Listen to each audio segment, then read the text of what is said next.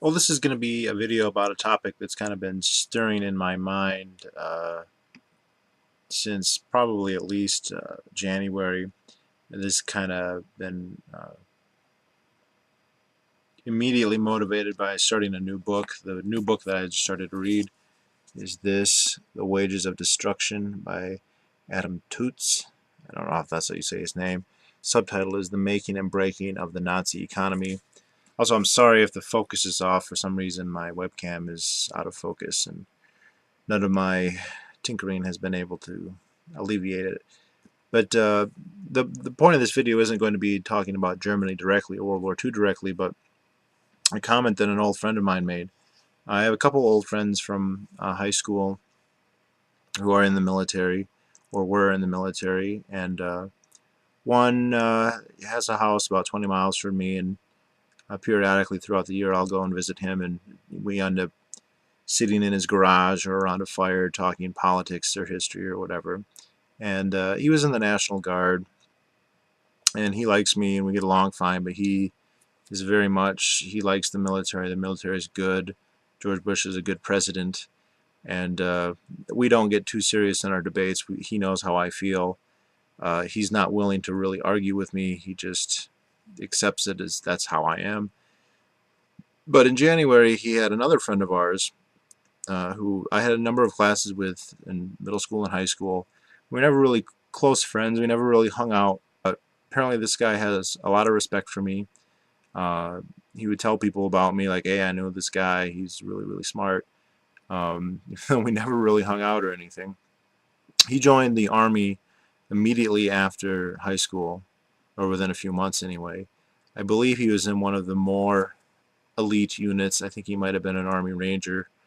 I'm not sure. I heard other rumors too, but I don't know. I never really pried. Could just be talk. And he'd been in it for, I think, 8 years, and he had just gotten out. Like in January, he had been out like a week, and he was finally done.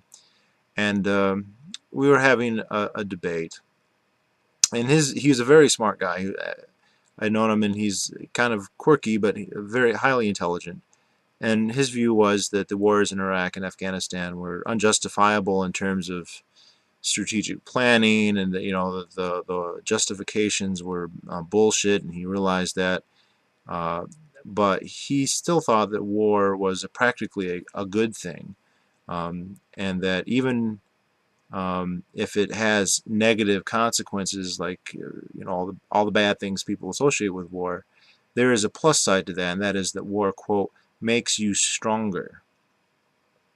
The idea being that it's something analogous to, say, exercise. Exercise, it hurts, it makes you sweat, it takes time, it takes effort. When you're doing exercise, you can't be doing other things. It's typically not comfortable, at least by most people's estimation, most of the time, although I'm sure there are people who disagree. But the upside is that you become stronger and healthier, and that war is analogous to this in some way. And although I don't hear this said explicitly very often, uh, at least not in the typical American context, although there are other societies in the world where it's much more explicit, this is definitely implied. And this is a strong notion that people have, and one I would admit to feeling drawn to many, many times when I was younger. And I think the most common narrative where this comes up, and this is not just true with Americans, it's true probably with a couple other countries, is in the context of World War II. And I imagine, in particular, images of, say, the major amphibious assaults in the Pacific theater towards the end of World War II, especially something like Iwo Jima, where you look out at the footage of massive fleets of destroyers and battleships and cruisers and aircraft carriers and thousands of planes and thousands of Higgins boats, each one loaded with soldiers and tanks and all this stuff.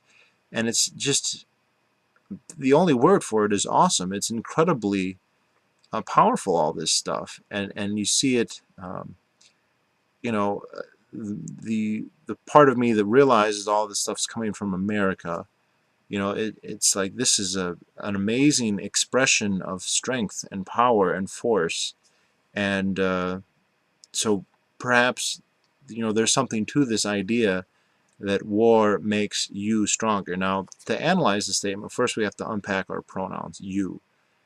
Unfortunately, there's a very common conflation of the terms we and you in the basically personal pronouns are conflated with society and or the state, which of course society and the state are two non-identical things. They're related.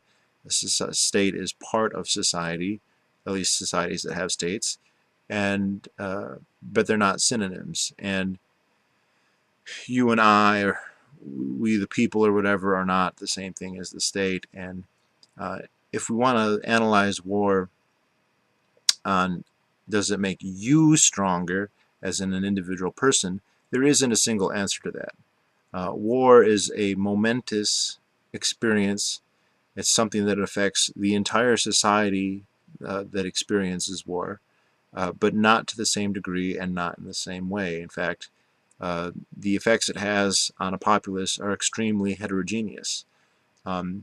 There's a whole bunch of cliched effects that it has, most of which I think are true, at least in some circumstances. So you have people with shell shock who are traumatized, who are scarred physically and mentally, sometimes quite horribly, of other people who have much more superficial damage, both mentally and psychologically. Then you have a much broader society that isn't directly involved, but is still affected. So the most Americans did not fight in World War II, but all Americans who were alive at that time were affected by it. In general, that effect is a lower standard of living. They didn't have as much sugar, they didn't have as much meat, they didn't have as much gas, they didn't have as much free time, they were working harder, they were living in worse conditions by and large. And whether or not that makes you stronger, that's an open question. I am certain that there are people, to jump around the metaphors here a little bit, who joined the military, got in shape, learned some kind of mental discipline, or some kind of got some kind of principle or code that maybe they lacked before, and as far as they are concerned, they are demonstrably a better person for it. That happens. When people assert that that's happened to them, I think it's very difficult to contradict them. I mean, you can talk to them about it, maybe you can change their mind, but I think it's very difficult to say that someone's wrong when they come to that conclusion about themselves personally. And to the extent that I have objective ideas of what makes someone good, I might very well view that as having happened to an individual, either in the military or in the society at large, and attribute that to war. On the other hand, there's also people whose lives are most definitely not made better, mostly because they are dead or horribly maimed. And this, to bring back what made me think of this, I mean, this guy who was telling me this, he's a smart guy, he's a hard worker, and he's 8 years in the military. He's 30, or almost 30, he's 29 at the point of this conversation, and he has no marketable skills, and he's just now entering a job market in the same position he would have been in if he had entered it 8 years ago out of high school, maybe even pre that. I mean, the jobs he was trying to get now are the same jobs he probably could have gotten later in high school, in his late teens. And so you could say he has a whole bunch of skills, a skill set that the military has given him, but one that's certainly not marketable. And it's even beyond its marketability is not that useful. I mean, you could say, hey, he learned how to shoot, he learned how to maybe some self-defense, but most of the things you learn in the military are to train you to be a member of what is essentially a giant bureaucracy of murderers. And outside of that context, that training is of less value. Not to say no value, but it's less valuable. So maybe he's trained to fight a war and to be defensible, but he's trained to do so in the context of a squad, a regiment, a division, and he's never going to be in that context again. And so the training, not to say it's worthless, but it's not worth as much anyway. And I've seen this several times. The other friend who was there, I mean, he was in the National Guard for, I think, a 2-year stint, maybe a 4-year stint, I don't remember. He got done, he comes back, and he goes to the same job he had before he went at a gas station. And if he had never gone to work, he would have easily been promoted well above where he was coming back to, and very likely at some point within a year or two probably moved on to a better, more remunerative job.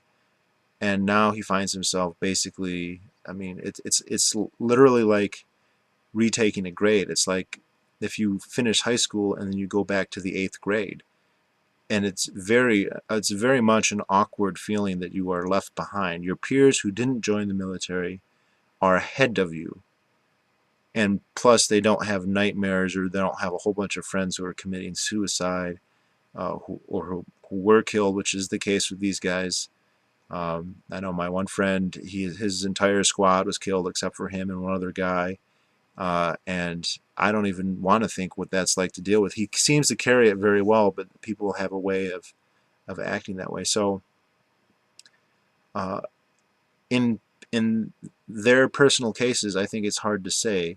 I think though, if you're talking about you as an individual people, it does vary, and I don't think we can come to a concrete solution. But then that's the less relevant question when it comes to, does war make you stronger? The more relevant question is, does it make the society as the whole stronger or not? And I think the fundamental uh, fallacy here, the mistake that people make, is that what I think war does do is it demonstrates strength and power, but it doesn't create them. Now let me say why I don't think it's likely that war makes someone strong. If that was true, then the longer and the more war you engaged in, the stronger you would be. So, to reference his book again, Germany would be stronger in 1945 than it was in 1939, because it had 6 years of exercise at war. And this is not true. Germany was much weaker in 1945 than it was in 1939. And we could go down on and on the list. Most historians, when they look at failed states and failed societies, if there was much warfare that was occurring in the lead up to the fall of those societies, will probably attribute that warfare, at least to an extent, to the collapse of those societies. So nobody thinks that the incessant barbarian invasions of Rome were helping the Roman Empire become stronger. Uh, that's not to say that everyone thinks that those are the singular or maybe even the major cause of the fall of the Roman Empire, but nobody thinks they were making it stronger. And likewise, I don't see how anyone could say, yes, 10 years in Afghanistan has made the United States stronger. If there's a certain, if that's logically true, then the more war you engage in, the stronger you become, and that doesn't seem to be the case. The other thing, and to use my example of Iwo Jima again, that's the kind of the, in my mind anyway, and I think probably for a lot of Americans at least, that's kind of the iconography behind the idea of war making people strong, is just look at all that material martial ability that has been, the entire productive capacity of an extremely productive continent has been skimmed and refined into the war-making means, and when it is brought to bear, it is irresistible. I'm reminded of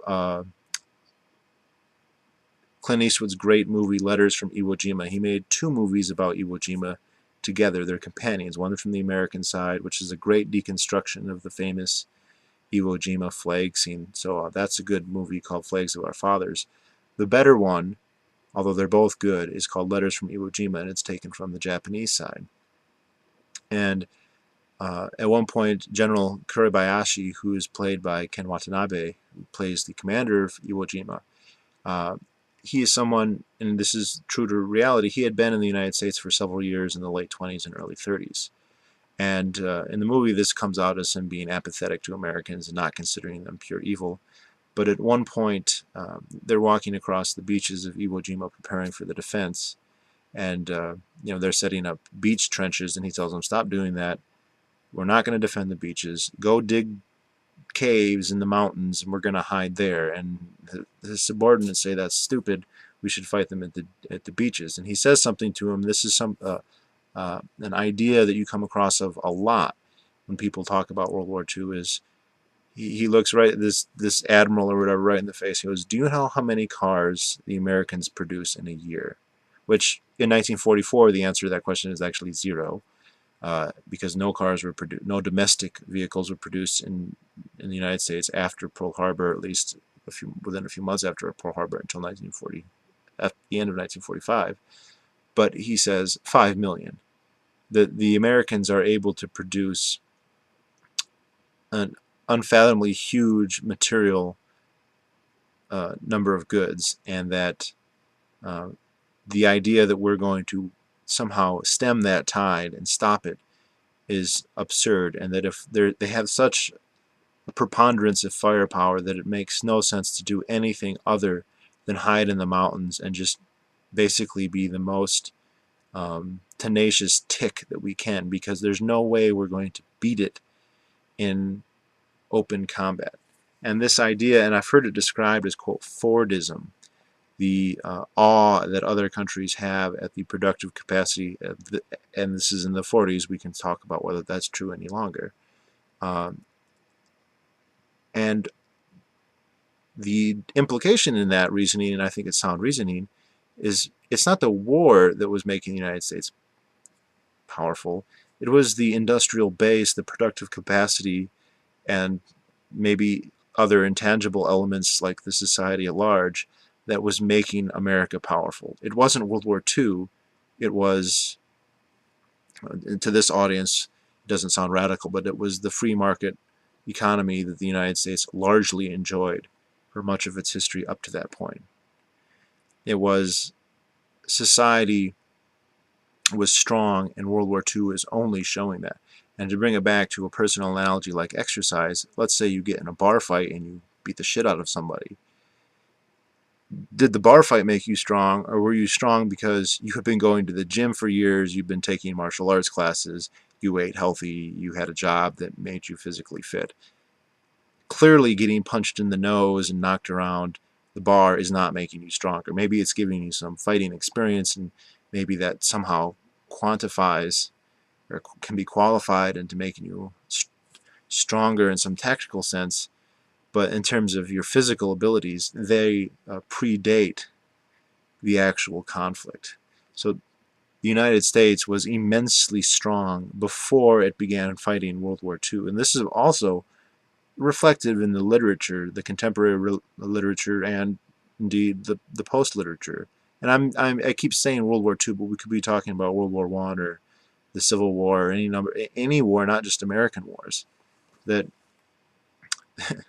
the potential strength is evident prior to the conflict, and that the conflict itself doesn't create that strength. And really, if we're going to be honest about it, the conflict almost always is going to erode that strength. Unless it's an extremely minor conflict where nobody dies and nothing's destroyed, it's going to make the societies that engage in it weaker. Like Mises says, in a war, even the winners are losers. Everybody is made less wealthy, less powerful than they otherwise would have been. The lesson that people like to take from World War II, especially people like Michael Moore, is, look, socialism works. Look, government planning works, But what is really on demonstration, what's really being demonstrated there, is the material superiority of a free market economy. Because the United States has never been total free market, absolutely not. But the government had a very, very, very hands-off approach for almost all of its history in most areas. There's a couple areas where it didn't, like in monetary policy, to an extent, for a long time, in tariffs. But the Hamiltonians, they got a constitution that would make allowances for what they wanted eventually, but didn't for a long time. And it wasn't until the progressive era that that really started to change, which is deep, deep into our development of our infrastructure and our society. If you look at countries like Germany, Germany was actively attempting, and like this, lots of countries did this. Russia did this too. Tsarist Russia did this also. You have the governments explicitly attempting to foster a militaristic culture to make their countries powerful. The German military, the German government under the Kaiser and under Hitler later, were actively attempting to make the society more martial, more stronger, and they were trying to force society to grow in that way. The czars were trying to do this. The British, everyone tries to do this. The Americans weren't trying to do this. The American government didn't have the power, and for a long time didn't really have the inclination. It wasn't until really after 1900 that this started to change. And so, this is an intuitive thing where people think, well, Germany is trying to become more powerful, and the French are trying to become more powerful, and the Russians are going to be trying to become more powerful, and the Japanese, their government's trying to become more powerful, and the American government, it's not really doing anything to make America more powerful. It's not subsidizing an arms industry. It's not trying to promote an arms industry. It's not conscripting in a huge army. It's not doing anything. And so the logical conclusion most people would have is the United States is just going to be vastly inferior to these other countries. And the opposite is completely the case. The free society is the rich society, is the powerful society. And that's the thing, is when you're rich, you can afford to be powerful. If you're a subsistence farmer, then you're a subsistence farmer. Maybe someday someone will hand you a rifle, and between trying to figure out how to juxtapose military training with whatever stupid superstitions you live with, you're not going to be that effective. But if you're rich, you have time to indulge in activities like hunting or taking self-defense classes or reading books like on war, The Art of War, or von Clausewitz, or history books about war, or having a broad enough horizon that you can readily expand it to include new information like training for or being equipped for war. You can afford things like really high quality equipment. In World War II, it's an expose of the rich Americans being able to have whatever equipment they wanted, and their enemies being stuck with what they could afford. And I'm not just talking about the obvious things like atomic bombs or planes. The Germans and Japanese both had really good planes in 1939 and 1940, and they had those same exact planes in 1944 and 1945, whereas the Americans were building all new, totally new classes, especially in the area of strategic bombers, but also in the area of fighters. I know people are going to bring up like the Heinkel HE-111 or what is it? The German jet fighters, but they were prototype planes that were never mass produced, were never really. Those plans were largely developed before the war even started. But even things like just the standard rifles. The Americans were armed with semi-automatic Garand rifles. The Germans were armed with World War I and even 19th century model Mausers, which I love Mausers. I have Mausers. They're great guns, but they're bolt action. They're demonstrably inferior to what every single GI was issued in terms of their cost, in terms of their effectiveness. There is no comparison between the two, other than we can say Mausers have a lot of history behind them, and you can say that, but you can't say that it's a better gun, and it's certainly a cheaper gun. Even the pay is reflected. As I was looking at a comparison of the pay between American GIs and British GIs, and like the average American GI made like 5 times the purchasing power of a British GI, even though the deployment was much, much larger. So the wealth that made this all possible preceded the war, and the war actually denuded that wealth a great deal. The thing about how society develops, and this is an insight that I'm increasingly getting from the writings of Butler Schaefer, who again I highly recommend, especially his 2 books, Boundaries of Order and In Restraint of Trade. Those are both great books. society is constantly, and this goes for individuals, for companies, for societies at large, are always trying to resist entropy. We're all trying to stay alive. We're trying to keep, because our bodies are complex systems, and we're always trying to keep them complex instead of breaking down into just gush, which is what happens when we die. And since the state of the world is always changing, we need to always be adapting to the new conditions, which there always are going to be new conditions, although the rate of change isn't necessarily constant. There's punctuated uh, periods of greater change. And in a market economy, this is always happening. But what tends to happen with governments is they like to stratify and ossify that process and be like, okay, well, we value this company or this product, and we're going to subsidize it, and we're going to calcify it, and we're going to ossify it and make it uh, stay that way. And that immediately, at the very least, retards the adaptability of at least that part of society, but it will have a ripple effect on all society, to be perfectly honest. And society is slightly less adaptable, slightly less efficient, although that's a kind of a troublesome word. It's slightly less able to convert resources and labor into things people actually want. And a society that has less of that tinkering is going to be much more dynamic. And the United States was much more dynamic. Hitler had a fetish for cars, and he thought he really promoted the idea of the workers' car, the Volkswagen. And not to say he invented that or anything; it's been around for a while. But if you look at the ratio, in Germany it was 1 person in 21 owned a car. In the United States, was that the presidential policy for every American to own a car? That's still never been a presidential precedent. Even with Obamacare, they've never gotten to that point. And certainly in the 30s, even with the Great Depression, they'd never considered trying to do that. And yet in America at the time of World War II, I think it was 1 in 4 Americans owned a car. Even though America had probably at least double, maybe triple the population of Germany at that time. Not triple, maybe 2.5 times. So even though there's a larger absolute number, there's a much higher ratio with cars. And there was no government, attempt to make that happen. And I might.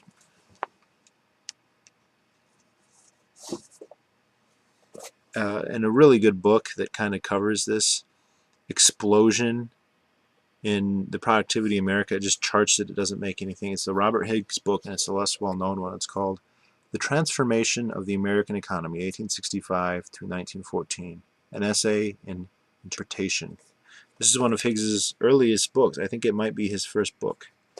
This book I had recommended to me by the extremely intelligent and very sexy frequent contributor to Mises.org, Jonathan Feingold Catalan, who I'd recommend everybody go check out. He has a website called Economic Thoughts, I think. It's it's very good. Anyway, this is a short book, but it's just charting the changes in the American economy. If we go back to 1870, the United States and Germany had about the same population. I think it was almost exactly the same. The United States had more GDP, if we're going to accept that term.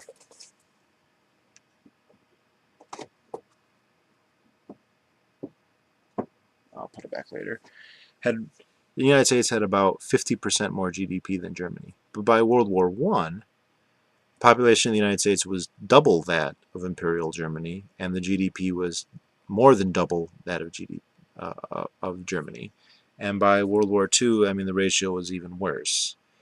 And was it because the Kaiser was not tinkering with the German economy, trying to make it stronger, and the Americans were? Actually, no, it's the opposite. The government in Germany, whether it's the Kaiser or the Weimar or Hitler, were actively trying to make Germany strong and martial.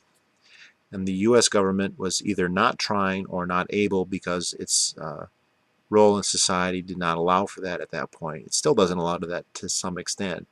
And so it stands to reason that Germany would be stronger, or Japan, or the UK, and yet it's not. the free market society is the richest society. And then of course we have examples like someone like Sergeant York, who I think they should make. I think Sergeant York should be remade. He's something of, he's not actually a pacifist, but he was kind of against war. You have a guy who just, because of the culture of the United States, was this amazing shot. Basically, he's really handy with guns.